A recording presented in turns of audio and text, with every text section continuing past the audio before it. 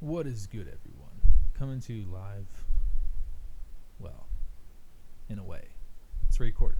So, we are from now on, as I stated in the teaser, doing videos. So, for those of you that have been here since the beginning, you know this is definitely an improvement. You can definitely tell by the audio quality and the visual quality. I mean, not exactly the greatest background right now, but that's okay. I'll change that up for sure. But for now, I got you all to get more visualization and clarity to start, so that way we can move in the right direction for you all. So, that being said, if you did not hear the teaser trailer for episode 4, go back to that. It talks about things that we are covering here on this episode. So, what are we going to look at first? Well, we're going to look at who lives on each moon of each planet and controls it in this solar system. And mind you, everyone, before I move forward, yes, I am holding the mic because I had to test what the depth perception for audio would be, and as you can tell, it's not as close. So I'm holding it. But what I'm doing is going to be getting something to hold the mic so I can actually have it close by me. That way you can hear me very clearly, and I don't have to hold it for the entire time. Because recently, I've been doing a couple hour episodes. And that's because there is a lot of content. But getting back into this, we're looking at each moon for each planet and who lives on each one. Now, I'm not going to be going over every single one out there, but I will cover the major moons available. So, for example, there's no known moons for Mercury and Venus. We did already cover our planet's moon. So let's go ahead and get right into Mars, where there's Phobos and Deimos. Well, when it comes to Phobos, we're looking at a martial wraith region tasked with controlling fear based time echoes. And so they function in a way where they hold militarized trauma loops, fragmented soul echoes of war, betrayal, and conquest. And as an update for those of you that are new watching this, all the information I'm providing to you right now for each of these episodes for season 6, I will not 100% guarantee the accuracy of the information, so do your due diligence. I will stand behind something that I do mention is confirmed, and I'll mention that. But until then, I want you all to research just as much as what I have. That way you're getting a rounded picture and information is confirmed other than just what you're hearing from me. Now with Deimos, we have an ancient gatekeepers of dread, pre-adamic beings who oversee panic-induced gateways.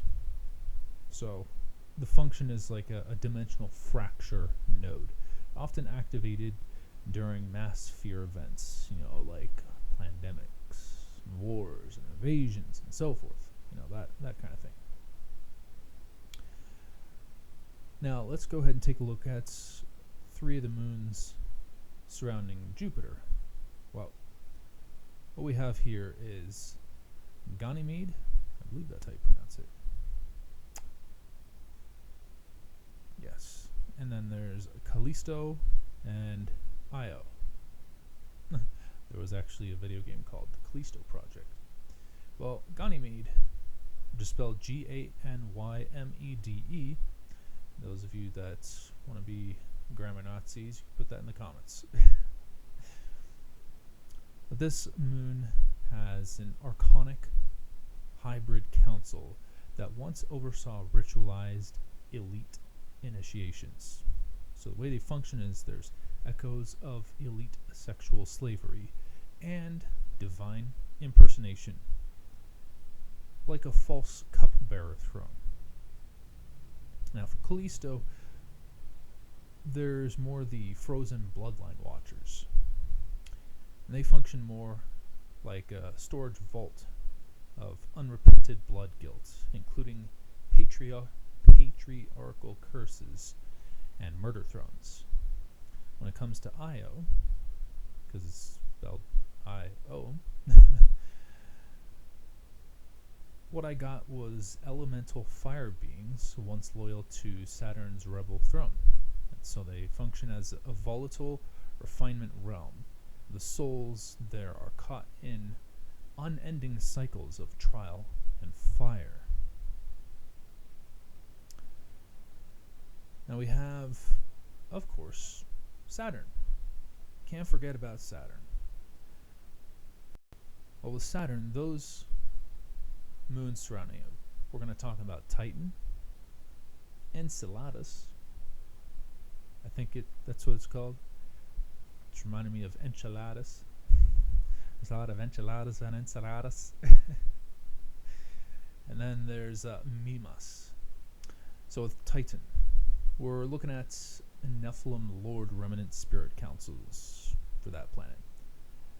And it functions as a spiritual corporate blueprint headquarters, synthetic immortality labs, and false ascension tech bases. Enceladus has ancient frozen AI sentience, where it's the voice of machine-aligned watchers. So they function as like a Black Mirror seer tech, recording all astral oaths. Then we have Mimas, where the controller there is an echo shell of an ancient celestial rebel throne, long vacated. And it functions still with resonation through sound-based domination frequencies. That's used in dark sonic warfare. Now this next one, the planet I was taught to pronounce it Uranus. Others pronounce it Uranus. It really just depends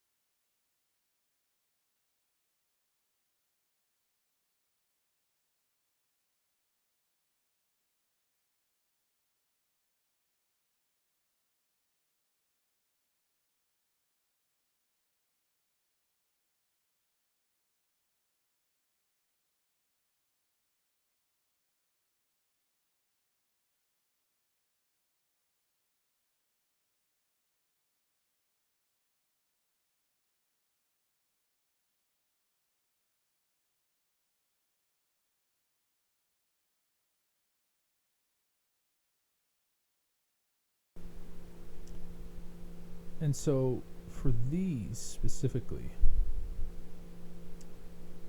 are ancient celestial beings who once governed creation under Yahweh, but rebelled, establishing counterfeit rule over planetary gates and moons.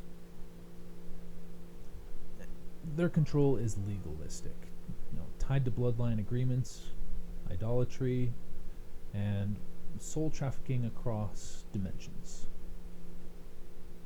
So, like Saturn, headquarters of time-based entrapment and counterfeit fatherhood, whereas Jupiter is going to have throne of false kingship, governance over principalities and hybrid dynasties. With our moon, we have more of a trauma archive there and ritual gateway for trafficking souls and memories. Though when we look at the human elite hybrids and satanic bloodlines, well, our planet has based extensions of these thrones manifest through elite families, hidden priesthoods, and multi-dimensional cult networks. Now, these hybrids operate through economic priesthoods like central banking, hedge funds. Mind you, nothing wrong with having a hedge fund, okay? That's one of the things that they use is hedge funds. Entertainment sorcery for soul contracts and identity theft. Political inversions such as false freedom as control. And, they act as stewards of planetary thrones, enforcing spiritual enslavement until rightful heirs reclaim territory through Yeshua. Now, when we look at Yahweh's remnant and the hidden kingship there, although not yet publicly manifest, true dominion is being reclaimed through remnant bloodlines purified by Yeshua, scroll-holding forerunners and seers, and heavenly court interventions and lawful redemption of gates. Now, this isn't, well, excuse me, I shouldn't say this isn't. This rising remnant isn't yet in full control, but carries lawful authority through Yeshua and will overturn counterfeit rule in stages, planet by planet, gate by gate, that kind of thing. So, to summarize this, the solar system is currently in a transitional epoch, or as I like to say, epoch, where Yeshua's dominion is lawfully established but not yet fully enforced. The enemy uses unrepented covenants, stolen thrones, and bloodline agreements to maintain power.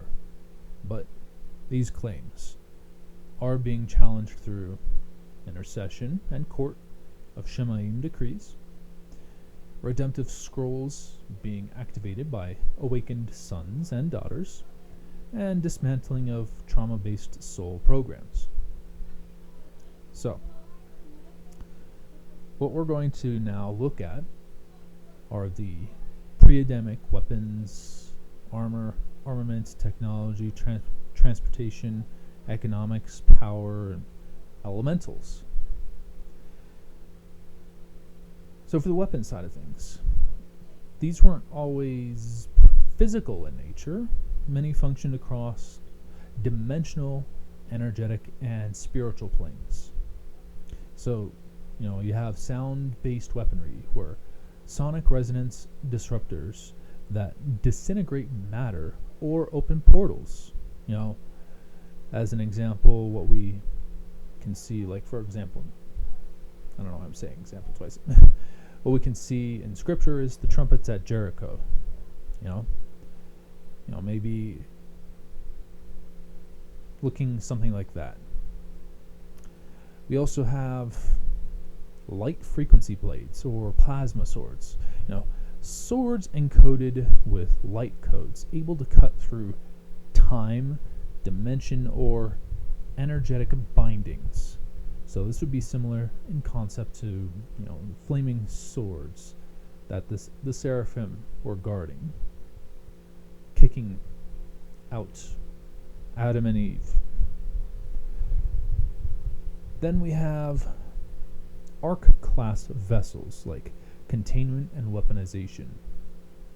We have the Ark of the Covenant that may have been a weaponized capacitor of divine plasma and judgment codes. And you have dimensional collapse devices, which could fold space or merge realities to erase cities, bloodlines, or entire timelines. There's also anti-creation technology, which another word would be called black cube tech. It's used by fallen pre-adamic factions to mimic Yahweh's creation and invert life systems.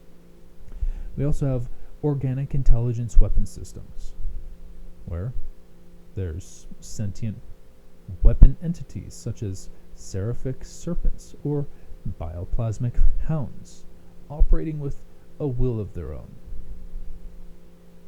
And then, of course, there's psycho and mental amplification crowns or helms.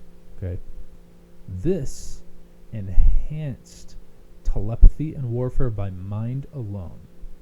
Now, some say Nimrod tried to recover such an artifact. Me, I wouldn't doubt that. But let's look now at armor and suits. For example, we have what's called a biospiritual exosuit, where it's fused with the user's soul codes and could shift from across dimensions. Often had crystalline, matte black, or living metal composition. There's also light body amplification cloaks. Before I talk about the light body amplification cloaks, I will 100% confirm through Black Book projects by those I did speak to, not many. There are exosuits of such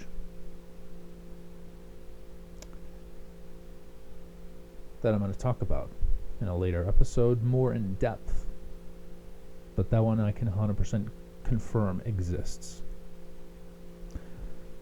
The biospiritual exosuit that is actually locked away. Now there's, again, the light body amplification cloaks we have that are allowed for planetary translocation or invisibility through light modulation. There's covenantal mantles, often mistaken for robes or garments in ancient texts. Carry DNA security, access codes, and divine functions. There's also helmets of divine will, truth, or sight, or all three. Now this would overlay for divine discernment, battlefield omniscience, or interdimensional perception. But now let's go ahead and take a look at the technology and devices, such as starfire engines. Well, these are ancient pre-adamic energy cores powering massive structures or vehicles via stellar plasma or divine resonance.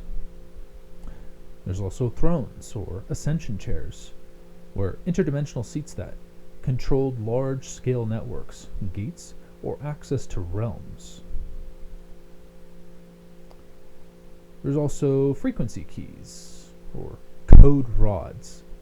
These would be staffs, I was going to be saying two words at once. Rods or orbs, which acted like quantum keys for activating gates. There's also, which had DNA templates or star maps. Next we have living archives, which would be like sentient crystals, or an extension of the archive, living libraries, because an archive and a library are not the same thing. But it's not physical books, but crystalline consciousness repositories, like those spoken of under the Vatican or Antarctica, or like the libraries in Shemaim.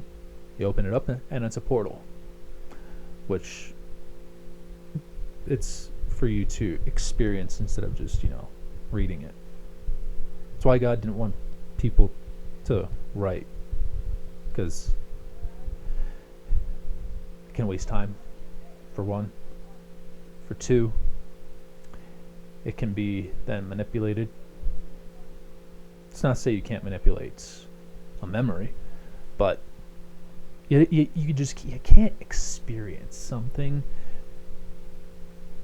as much when you read it compared to when you are in an encounter. You can receive revelation all day long from reading stuff, but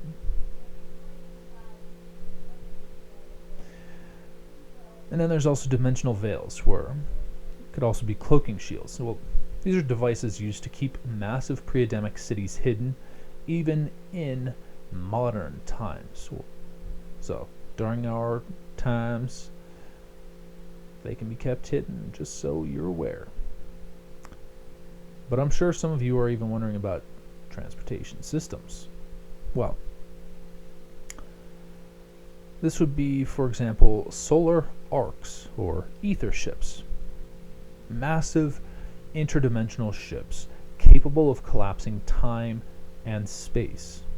Now, some are still said to sleep beneath oceans, deserts, or polar ice. Now, this next one is something that is a counterfeit. Has nothing to do with God. This I will 100% confirm. Why? Because it's called Merkaba fields, or ascension vehicles. Merkaba, which connects with Kabbalah, is a part of the enemy's system, beliefs, kingdom of darkness, etc. But it's a light body configurations that doubled as travel platforms for high vibration beings. There's also tunnel systems across planets, including Hollow Earth. Tunnels built using vibrational boring or matter phase shifting tech, which were connecting hubs across continents.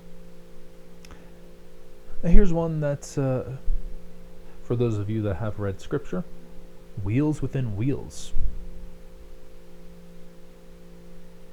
A way you could call it be Ezekiel tech. Etheric transport mechanisms using rotating crystalline wheels to phase between realities. We also have economic and trade systems. Okay. These are things that we would love to have, but we aren't currently using because it would destroy the enemy's monetary system entirely, and they would have no power in that area. Well, what would these be? For example, we have code-based value systems, where value wasn't derived from metal, but from encoded spiritual light or service to divine order. You also have celestial treasury grids, or energy-based vaults on higher realms secured by alignment with divine law and light. You also have DNA lineage credit, which is spiritual royalty. Authority and wealth based on purity of bloodline, soul contracts, and mission loyalty. Covenantal exchange, which is non-monetary. It's a barter of divine assignments, knowledge, and access codes among aligned beings or houses. There's also living temples as economic hubs. So, temples held frequency resonance, access keys, and energy banks, like the Temple of Solomon before its corruption. Now, that's not coming from a Gnostic esoteric perspective, by the way. Though we're going to move on to what's known as classified, or the unknown. Okay. Though these are just more speculative based on codes and references.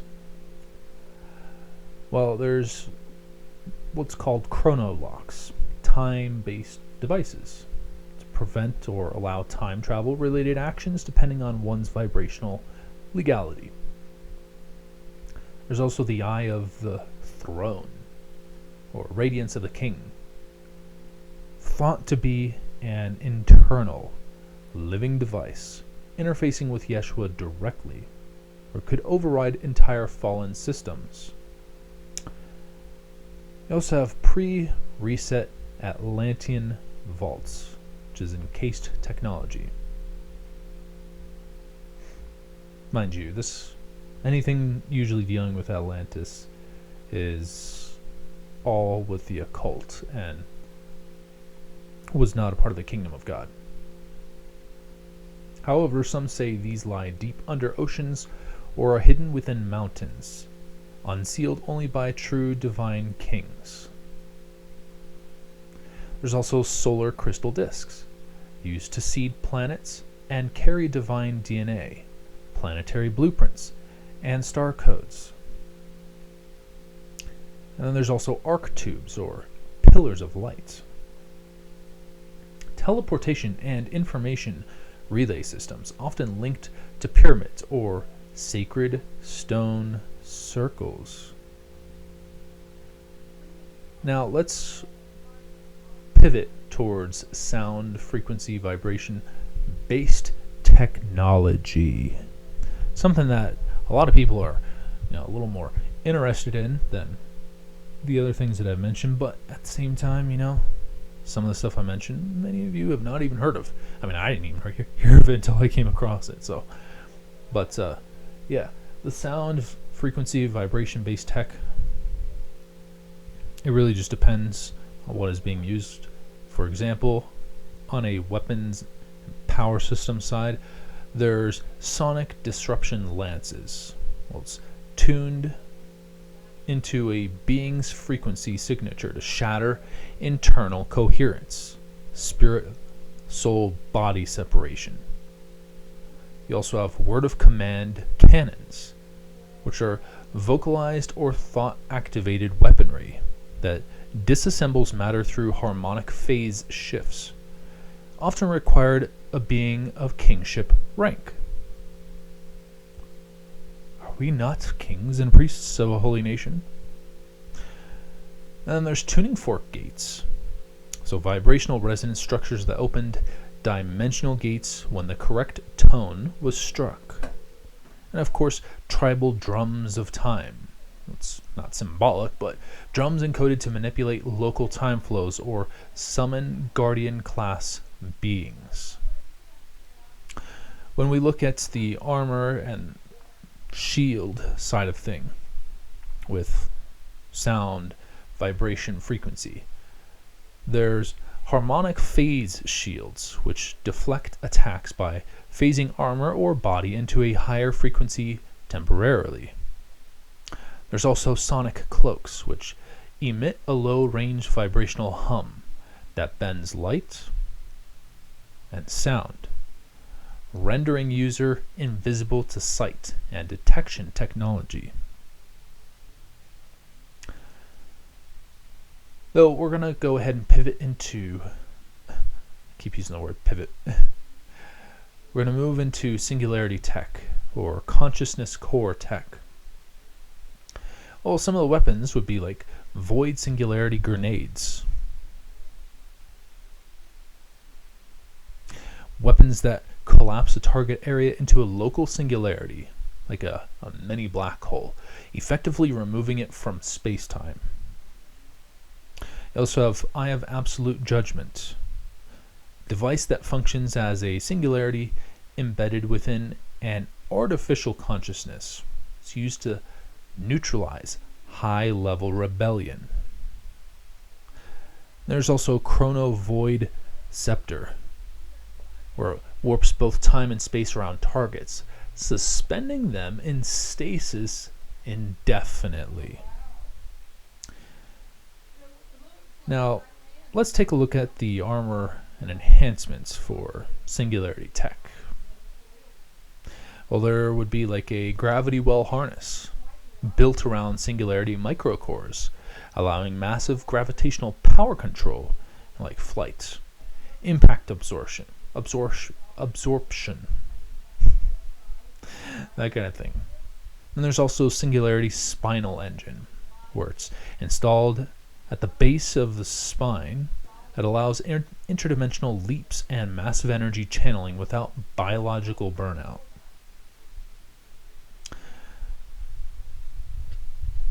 I want to now add in light technology, as well as living light armaments.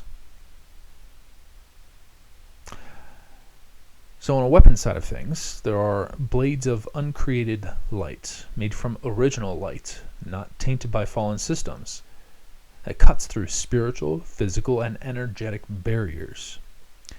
There's also solar arcs, or radiant cannons, pulled raw solar plasma and refined it through soul filters, though requires divine alignment to wield without burning.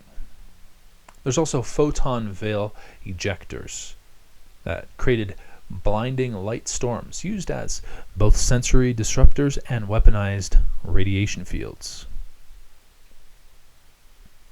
For the armor and cloaking, there was what's called armor of sevenfold radiance, reflective layers that blind enemies while regenerating users' energy. And it stored sunlight as spiritual fuel. And then there's also light body stabilizers, which prevent dimensional phasing trauma when moving through high light environments or stargates.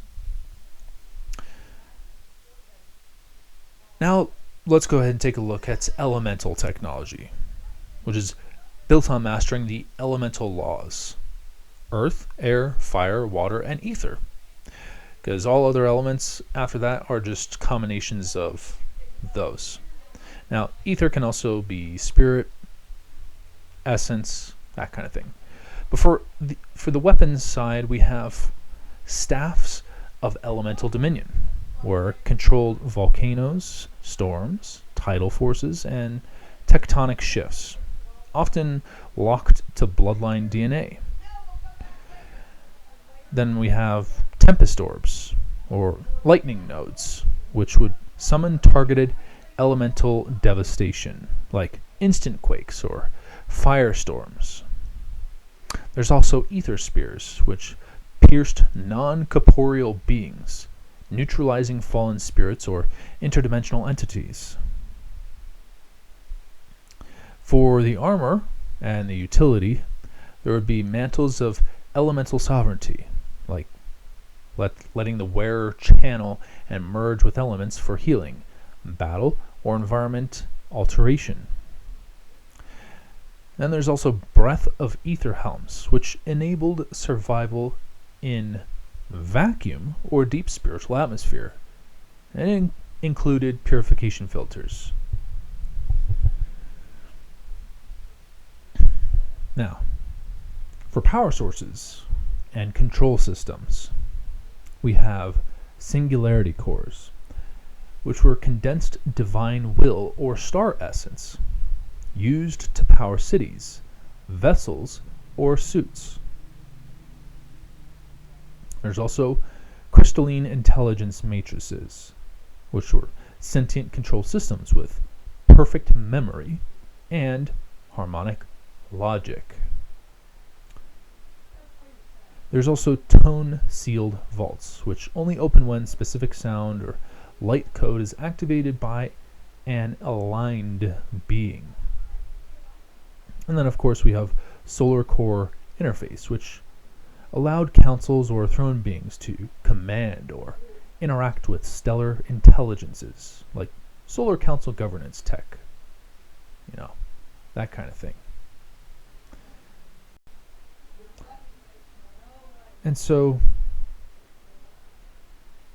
this is a lot to take in for this kind of information. And so this means taking the time to reflect on the things that I've said, because I don't want you to be overwhelmed and overloaded with all this information, even though it is one podcast. But I want to make sure that you're processing the information too. Okay?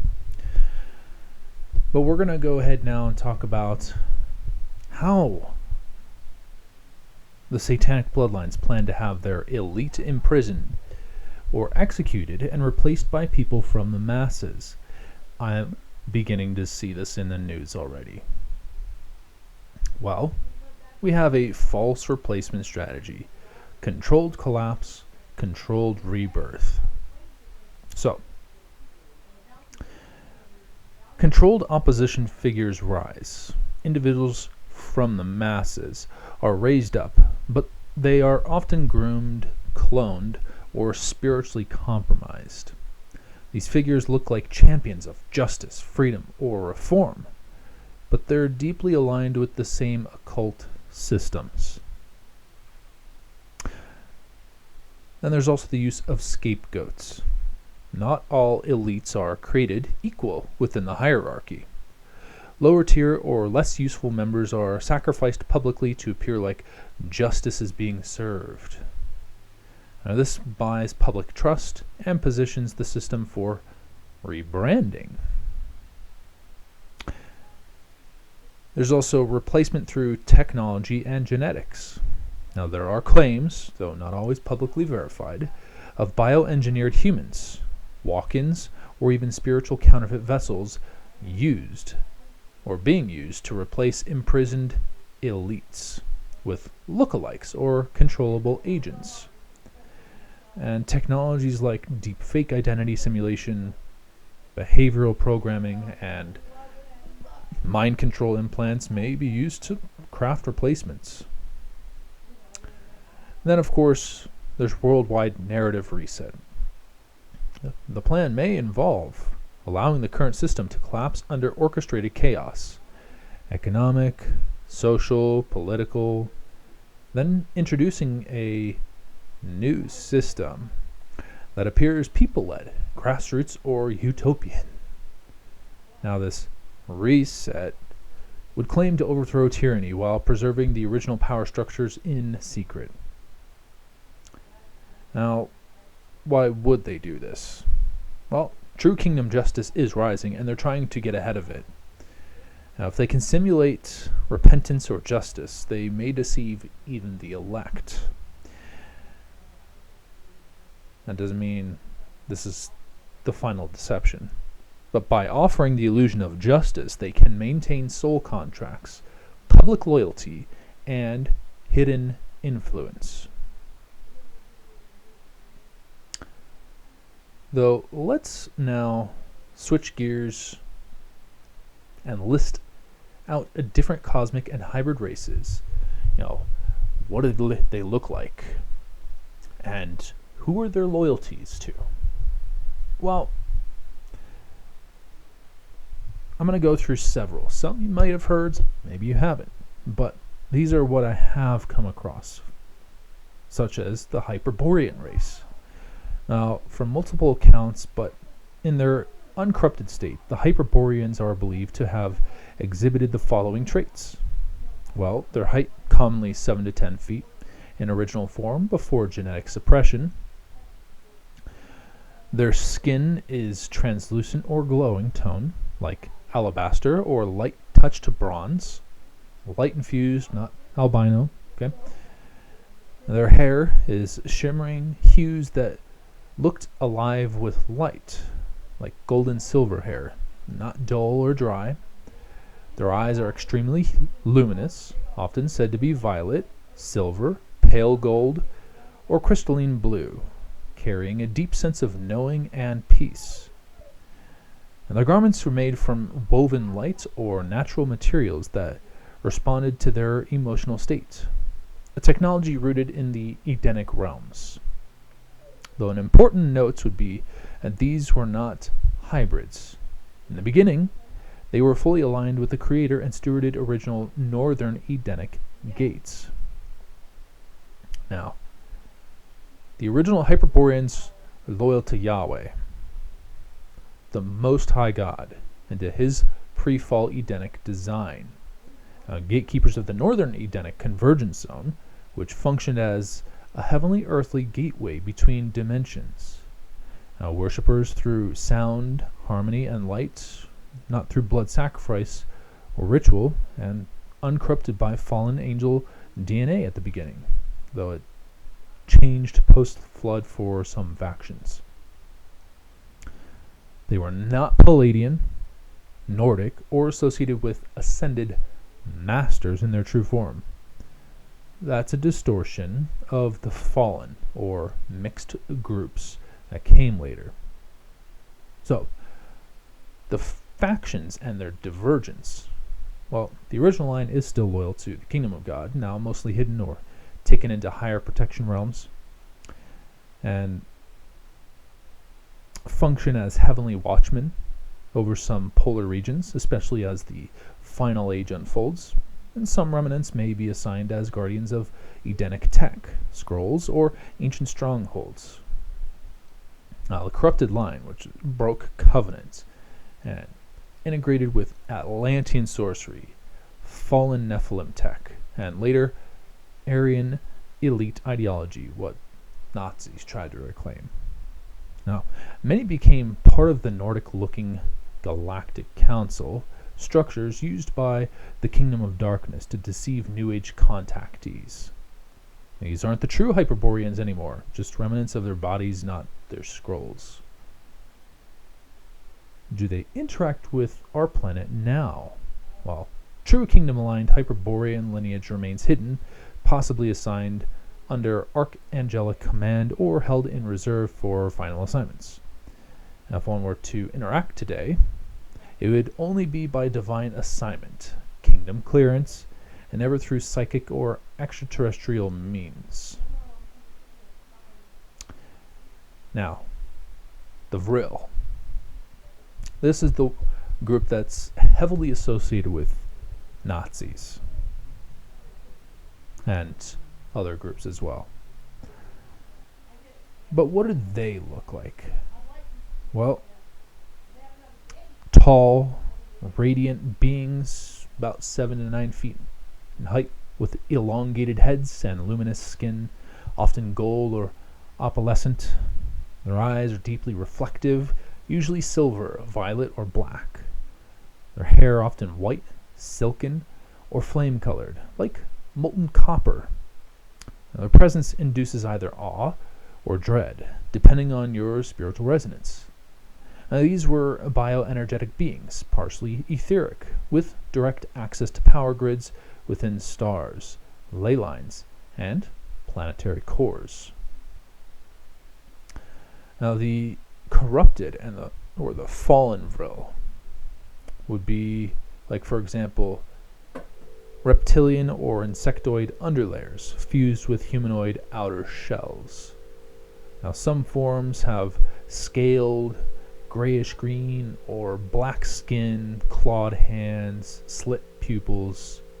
Others manifest as pale, ageless elites with hypnotic voices and cold, detached gazes. In deep underground zones, they look, they squat, they're squat, muscular, almost goblin-like, with variants that exist as worker drones. So, who are their loyalties to? Well, with the fallen Vril, their loyalty is to the Black Sun Order. That's where Nazism originated from. Saturnian councils and inverted throne realms, because they serve Luciferian architect spirits, particularly those that mimic the functions of the Seraphim, but fell during the Celestial Rebellion. Now, they're gatekeepers of energy siphoning tech and memory suppression fields, especially tied to trauma-based soul splitting. Now, the hybrid Vril. These are genetically merged with human elite bloodlines, often in secret. And they're loyal to specific satanic bloodline families, because there's more than just 13. Often acting as advisors, mind control programmers, or inner voice manipulators in the minds of key influencers. What about the reclaimed or the renegade Vril? It's very rare, but there's a handful have defected and seek redemption through Yeshua's frequency. Some are trapped through dimensional zones and carry out for intercession, but most are still bound to serve under darkness. Where do they live, though? Well, there's subterranean cities beneath our planet, especially under Antarctica, the Alps, Tibet, and certain U.S. military bases like Dulce and Area 51, or like Saturn's moons, such as Enceladus. I didn't talk about the other one, Iapetus. I think that's how you pronounce it. But these are strategic bases for black cube technologies and soul recycling mechanisms. For Mars, particularly older Vril temples and command centers from pre-adamic colonies. And of course, they also live in interdimensional layers over key ley lines, like under the Vatican, Mecca, and some U.S. capitals. It's accessed via blood ritual or resonance tech. So what is their interaction with people? Now, through bloodlines, they merge genetically with elite families, creating hosts that carry both human and Vril traits, often seen in unnatural charisma, intellect, or ruthlessness. They also do possession, because some Vril serve as etheric parasites, especially attaching to traumatized children, survivors of MK Ultra, or anyone with fractured soul gates. Before I continue, I want everyone to know there is more than just one level of MK Ultra. Alright? More than just one level. Though other interactions with people the Vril do are through underground programs. They appear in Black Ops like MI Labs, SSP, as both trainers and tormentors, because they're known to wear skin suits that pass as humans in high government and corporate places. They also interact through media and culture. So the influence behind specific music labels, fashion trends, and visual symbolism, particularly involving the all-seeing eye, coiled serpents, or hybrid humanoid forms. Now, some influenced art actually contains dormant spiritual triggers meant to seduce or awaken Vril resonance in genetically predisposed individuals. But spiritually, though, where are they as well? Oh, being that they're post-Edenic hijackers, once stewards of natural energy, corrupted by a lust for domination over divine inheritance. Many are mocking shadows of angelic orders, and their power only sustains through deception, fear, and ignorance. Next, we have what's known as the Kumaras, or Kumaras. You know, that tomato. Now this group, this one is not talked about as much. And because they're not spoken of as much, it's all the more reason we need to bring them up. Well, what do they look like? I mean, their height is anywhere between 10 to 14 feet. They have they are androgynous beings with radiant, translucent skin that's white gold, crystalline blue, or rose quartz hues. Their eyes are luminous, often silver, gold, or violet, without pupils. Now, their hair is flowing energy strands that resemble light rather than physical hair. Their robes or mantles are star-threaded garments that carry encoded frequencies and shields. Now, their presence bends time and atmosphere, often triggering deep emotional release or silence in spiritually sensitive people.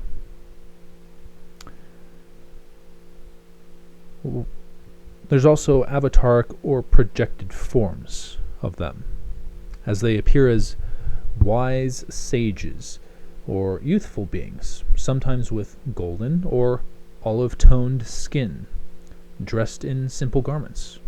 Now, when interfacing with humans, they may project male forms, like Sanat Kumara as a real sage, or appear in dreams as radiant children with ancient eyes.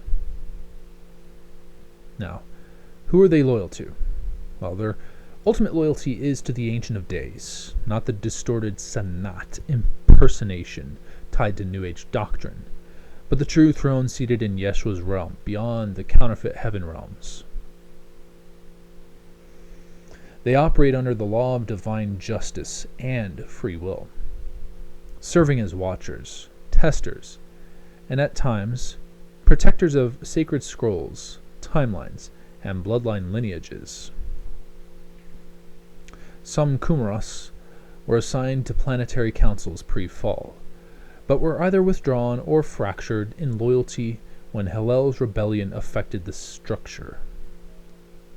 So then, where do they live? Well, their original base was Venus, in a temple plane just outside the third dimensional layer. This Shambhala is not the New Age version, but a hidden archive of scrolls, blueprints, and timelines under multi-dimensional lock.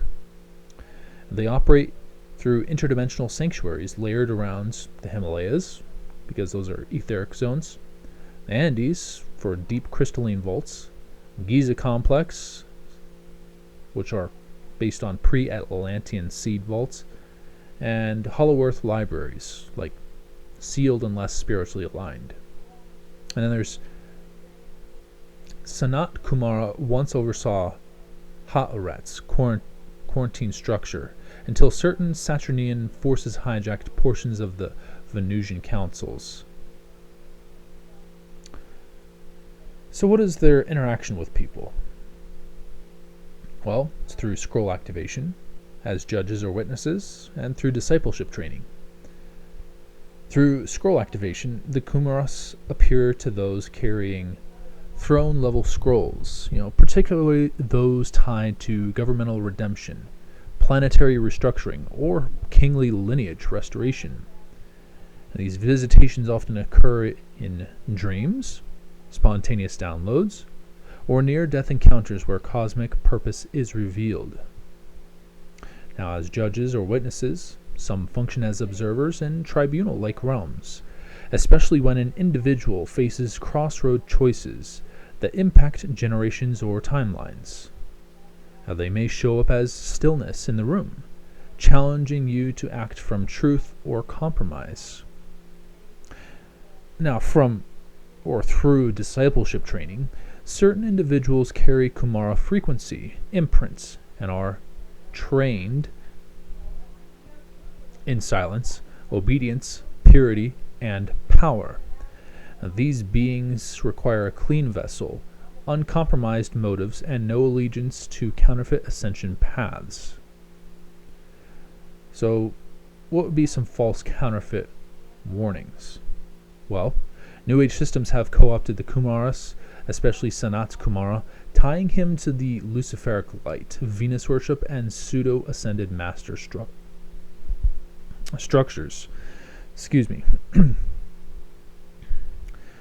The real Kumaras do not channel through public seances or teach spiritual revivalism. They don't bypass Yeshua. They revere his throne and purpose as the convergence point of all scrolls and sovereign orders. Spiritually, where are they? Well, they're celestial watchers. Some say remnants of the original Elohim auxiliaries, stationed to maintain dimensional gates and elemental harmonics. They carry judicial, archival, and gatekeeping rules in Shemaim's kingdom. Their presence either activates destiny or reveals compromise. They're neither to be worshipped nor feared, but honored when your scroll aligns with their counsel. This next group is called the Nomos. Nomo. The Phil Collins song. N-O, 2 M's as in Mike, O-S. N-O-M-M-O-S. Get some water here. So what do they look like? Well,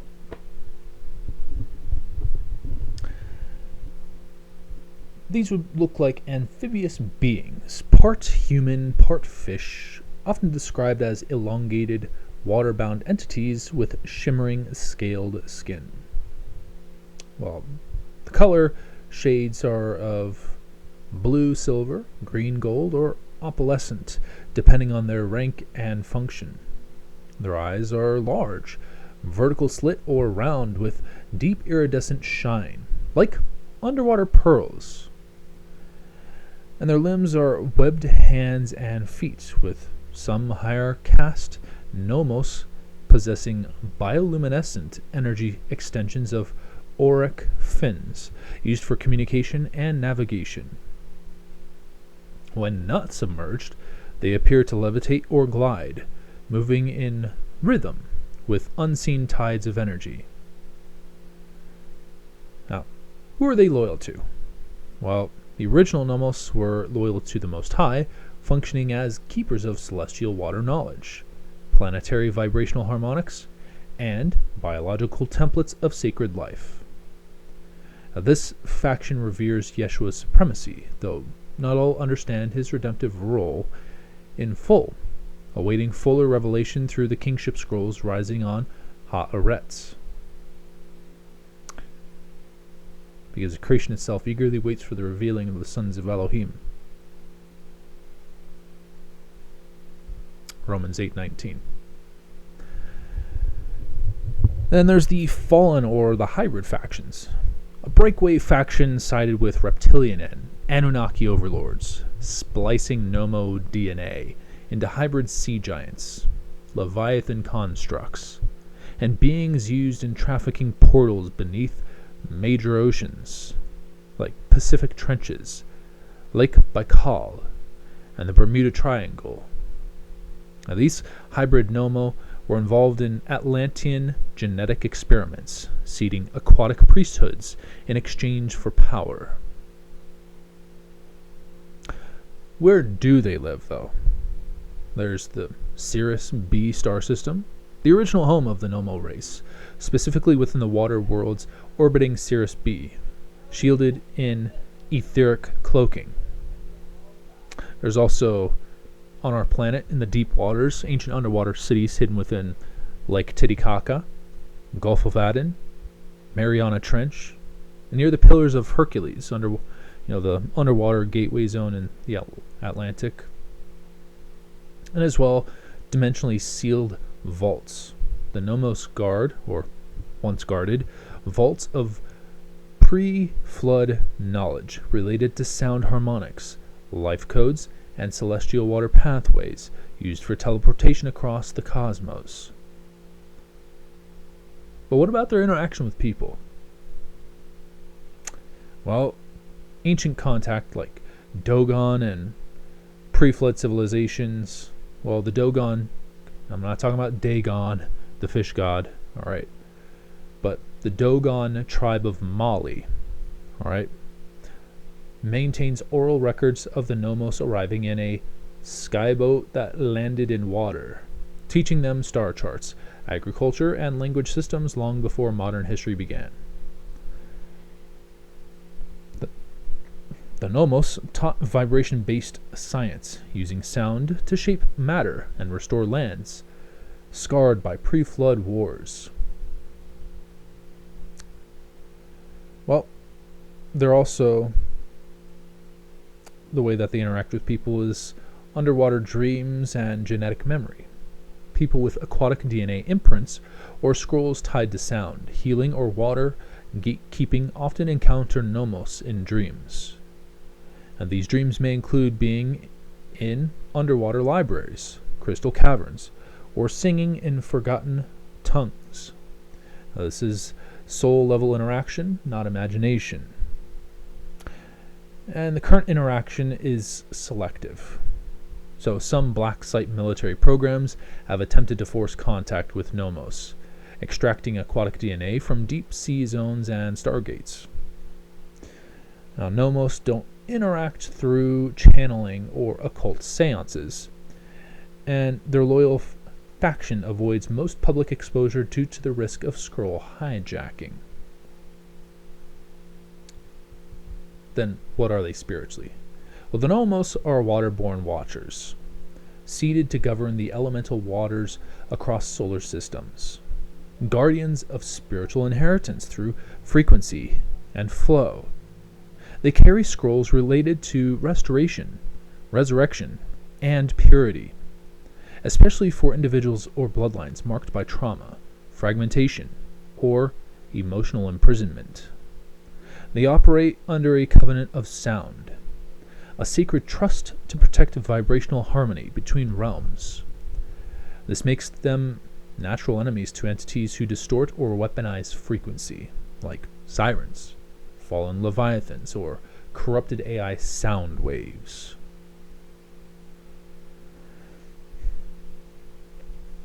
This next entity, or this entity group, I've only ever come across them once in the movies. In a movie called Jupiter Ascending. Now, I'm not talking about the nomos, I'm talking about the one I'm going to discuss here. The movie Jupiter Ascending, it's a really good movie. It definitely exposes a lot of stuff that other movies have done as well. This just does it. This one just takes it a step further with that. But there's only about 2 scenes they show this type of race that's in this space vessel when they're heading to, if I'm not mistaken, Jupiter. Yeah, that's right. Jupiter Ascending. Yeah, so they're heading to Jupiter as well as coming back from Jupiter. And you'll see it again for 2 brief moments, and they're called the Darrow. So the Darrow are spelled in one of 2 ways, either D-E-R-O or D-A-R-R-O-W. Now, in the movie, they had more of an orangish color, but they look tall and massive, much larger than humans, with elephantine features. So an elongated skull or face resembling an elephant's trunk, though not necessarily literal. Some forms may carry symbolic or genetic resonance of ancient beast lords or fallen guardians. So there would be, dense, thick skin, grayish or stone-like, what it looks like. Now, some wear armor like exosuits that enhance their strength and project authority. Now, these beings are often not native to our planet, but have deep historical presence here, tied to fallen architecture, hybrid experiments, and pre-adamic warfare. Now, then where do they come from and dwell? Well, their origin may trace to off-world command stations, possibly one of Saturn's moons, like on Titan, or subterranean constructs in Antarctica, Patagonia, and beneath the Pacific Trench. There's also some that guard ancient temples and blood seal stargates connected to pre-flood civilizations like Mu, or Mu, I think it's Mu, as well as Lemuria, or the Watcher citadels.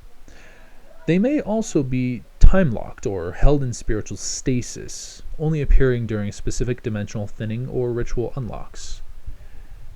Or, I don't have this one written out, or they are using technology to cloak themselves where they can't see you, teleporting into your home. Not saying this is you, I'm just saying there is an individual I came across on YouTube that happened to this. Teleported into his home and was being experimented on while he was there. I don't remember the individual because the individual passed away, natural causes, nothing suspicious. I think it was like cancer or something like that the individual had. And then this individual's daughter gave a update, said, yeah, we're going to shut down the YouTube. I'm like, okay, well, I can't follow anymore because you're shutting it down. So if I had it, I'd share it. But that's one instance of me coming across the Darrow. There's a couple other times that I've come across that, aside from the Black Book Project stuff.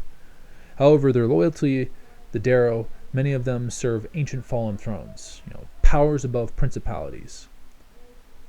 They were likely created as guardian warriors or enforcers for higher beings in the rebel hierarchy.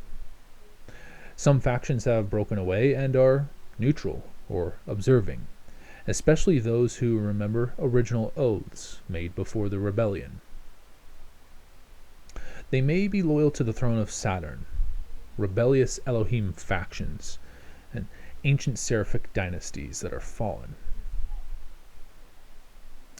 Though their interaction with people, aside from what I've already mentioned, rare and often through ritual encounters, underground engagements, or through dream/astral space. They may appear through ancestral memory, if one's lineage was once enslaved or protected by them. In some spiritual warfare settings, they appear as gatekeepers in high-level deliverance or land-cleansing missions.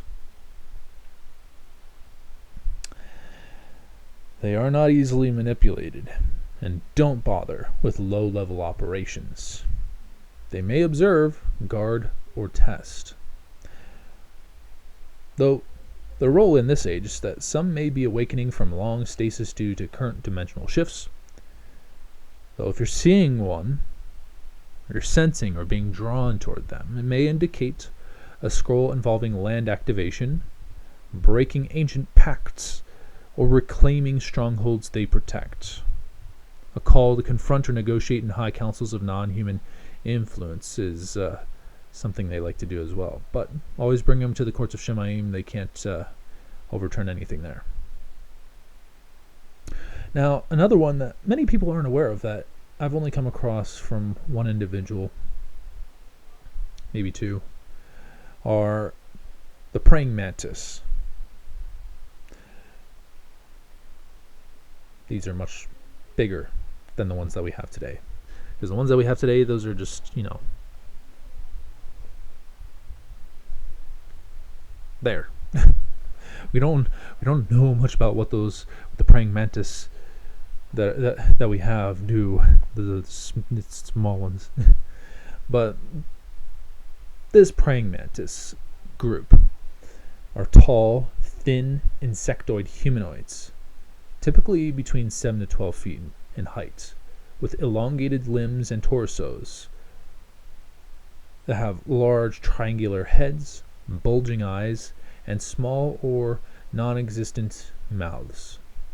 Now there is one Egyptian picture that I was shown that someone told me that's actually a praying mantis figure and not just a so-called decoration or plant that was there. I was like, oh, okay. Though coloration ranges from pale green to dark brown, sometimes iridescent. Though their movement is slow, deliberate, and deeply unsettling to those not aligned, yet graceful in higher frequency encounters. Their presence can feel telepathic, weightless, and silent. They often don't speak aloud. But who are their loyalties to? Well, the original Mantide orders, some were created as genetic watchers, neutral observers of interdimensional evolution, aligned with higher galactic covenants, or Elohim-like creators.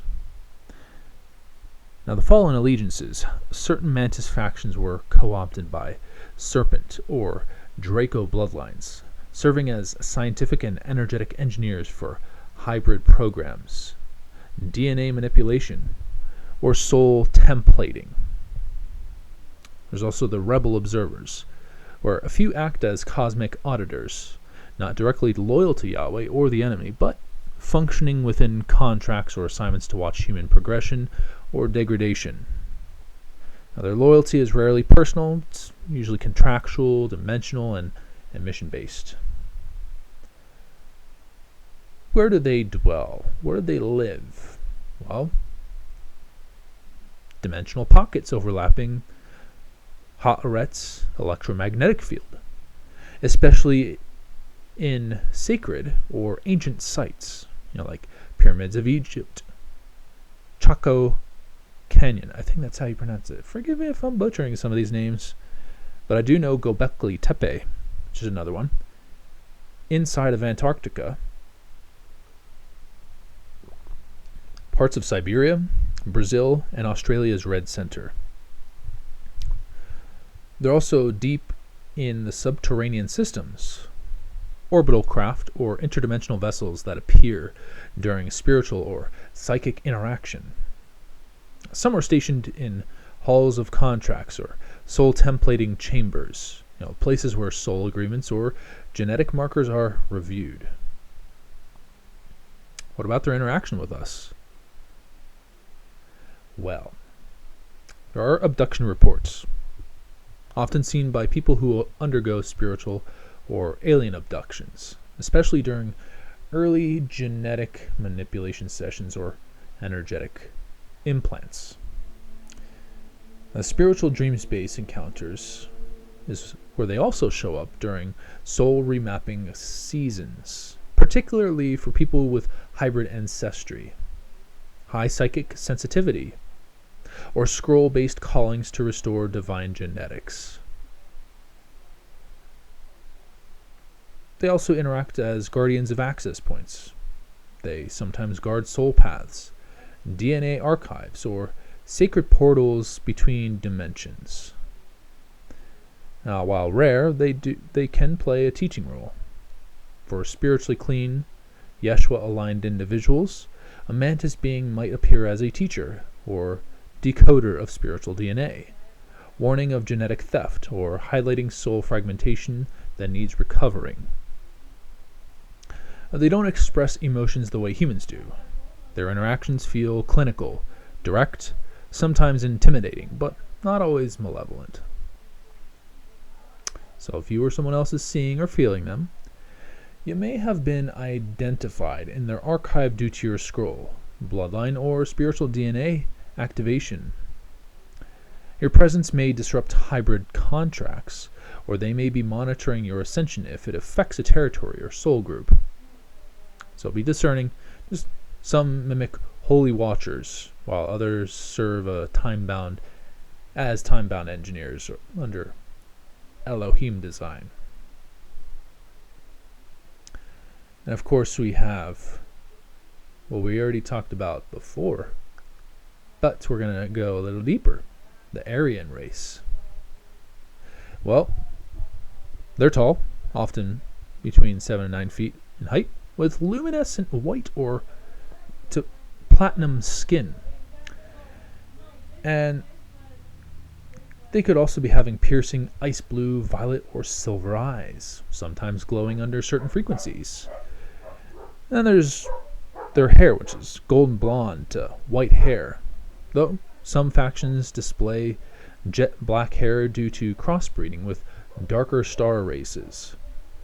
There's also ethereal bone structure, which with high cheekbones, elongated skulls, and slender yet muscular physiques.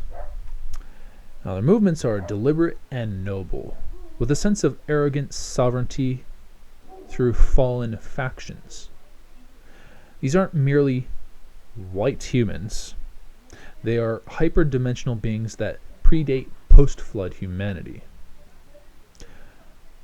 Though, who are their loyalties to? Well, there's also their loyalty to Yahweh Elyon.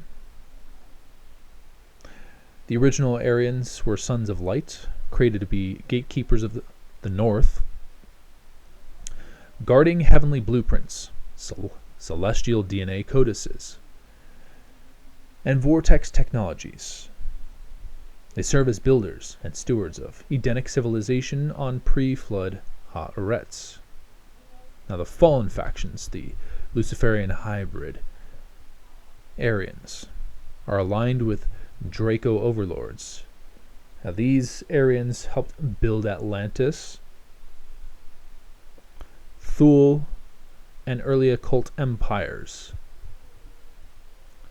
They became enforcers of racial purity, elite technocrats, and gatekeepers of dark technologies passed through bloodline orders, like the Vril, Black Sun, or, I'm going to butcher this one, Schwartz Adel bloodlines. Hopefully that was pronounced correct. And so the other one, like the remnant hidden ones, some Aryan descendants hide among our population, holding forgotten scrolls, activating land portals, or preparing for the return of the ancient order aligned with Shemaim.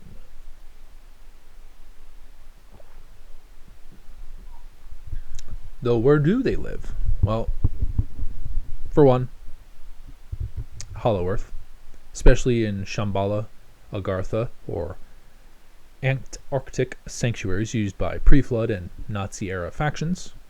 There's also northern territory areas like the Ural Mountains, Iceland, Greenland. Why is that such a big thing with Trump in Greenland? Saying that there's rare earth minerals. Himalayas and the Arctic Circle are key regions for Aryan dimensional access points. They also live in dimensional vaults. Some operate from higher 4th and 5th dimensional realms, observing the earthly timeline or interfacing with spiritual technologies. Now, the interaction with people. Well, military and occult bloodlines, we have the Nazi regime attempted to reestablish contact with Aryan councils, especially through the Thule and Vril societies. Some humans received advanced tech, spiritual downloads, or soul-binding contracts in exchange for obedience or sacrifice. Now, from the New Age deception point, Aryan-like beings often appear in channeled messages as Palladian light beings, but many of these are false light versions, masquerading as saviors while instilling cosmic elitism. There's also true scroll bearers. For those carrying pre-adamic scrolls, Aryan remnant watchers may test, warn, or guard spiritual access points to unlock or block destiny scrolls, especially for kings, judges, or land reclaimers. Then there's the DNA activation and memory codes. So people with Aryan starseed ancestry may awaken through dreams, visions, or spontaneous genetic downloads, especially in seasons of spiritual warfare or land redemption.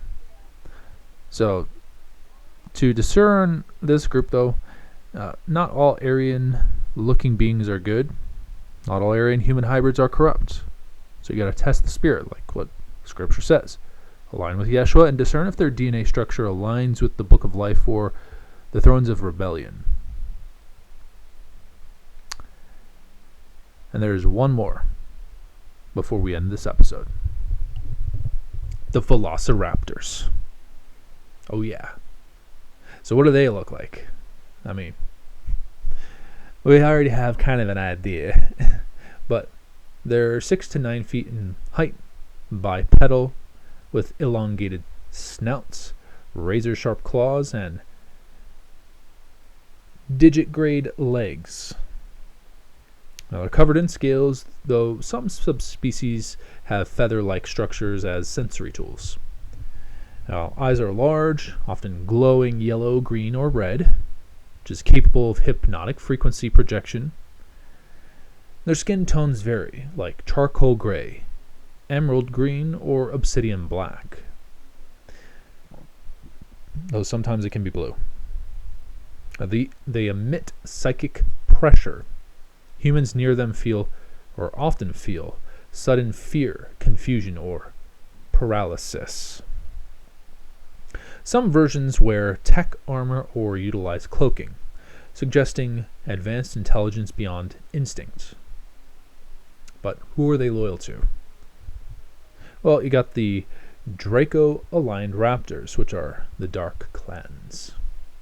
They serve under high draconian overlords, often used as hunters, guards, and enforcers. They're found in underground bases, particularly in domes and ancient pre-flood facilities. But they are loyal to the reptilian hierarchy, not out of love, but a mixture of genetic programming and survival instinct. Then there's the free raptor clans. They're either neutral or redeemed. Now, they broke off from Draco rule long ago, as some are guardians of portals on our planet. They interact through dream time tests, threshold guardianship, and combat initiations for kings or warriors unlocking their scrolls. Some may carry fragmented memories of Eden or the First Rebellion and operate under the cosmic neutrality or watchful rebellion against the Dark Throne. Where do they live, though? Well, obviously, Hollow Earth, in cavern systems below the crust, especially near volcanic regions or ley line nodes. They're on Mars. They're on Mars and the Moon, as some factions are believed to have off-world colonies on Phobos, as well as on Saturn's moons.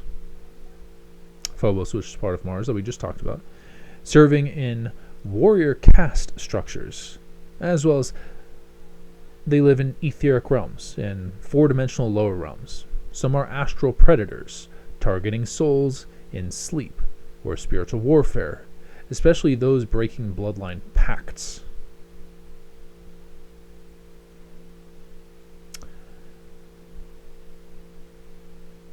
What is the type of interaction with people, though, with these velociraptors? Well, you got the military occult programs, where raptors are reportedly part of black budget projects, either through bioengineering, contact, or binding contracts via elite families. There's also encounters that are often erased from memory or dismissed as hallucinations. I wonder why. We also find that there's initiation trials. Some spiritual warriors report facing raptor-type beings in dream trials, acting as threshold keepers of fear or fight. Now, if passed, they yield access to higher scrolls, authority, or weapons of light. When it comes to trafficking and control, they're going to be in darker networks. Raptor-like beings are seen in rituals involving child trafficking, soul fragmentation, or ritual terror to generate loosh. It's a new word. I wonder if that one's going to go around. Loosh. Yeah. Basically, adrenochrome. And then there's also guardianship of ancient sites, where they interact with people. Some remote locations, particularly ancient pre-flood sites, megalithic ruins, or underground stargates, are said to be guarded by raptor kind who discern soul frequency before allowing passage. And that, everyone, concludes episode 4, season 6. Though, let's go ahead and take a look what we're going to be discussing next week on Season 5? Well, we're going to see what group or entity is more powerful than the seraphim, fallen angels. We're going to talk about architectonics.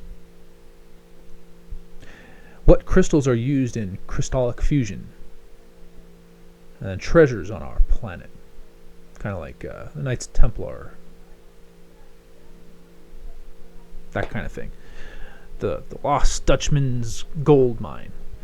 Or the Dutchman's Lost Gold Mine or something like that in Arizona. We're going to be talking about that kind of stuff on the next episode. I appreciate you all always listening into this awesome content. You are definitely helpful. Don't forget to share this with others so that way they're able to learn more about these things that are not talked about so frequently, that more knowledge needs to be brought out about. Don't forget to star this on Spotify. And for Apple Podcasts, I don't know how you do it that way, whether it's star or whatever it is, I don't know. And the best way has always been sharing through text. And these are going to continue to move forward and progress in visual quality and audio quality for your benefit. And like I said, as I stated earlier this year, I'm going to be making this as a subscription base. And I'm going to start doing that more towards the probably more the middle of this year, as I'm finishing up the transition of the podcast going from Spotify, where I then will be transferring it into my Beehive website. I'm using Beehive now, which I've put my newsletter in there. It's coming out tomorrow, and I'm going to be adding in a couple other things in there as well. But you all, again, are awesome. I appreciate every one of you. Stay tuned until next time. I'll see you then. Peace.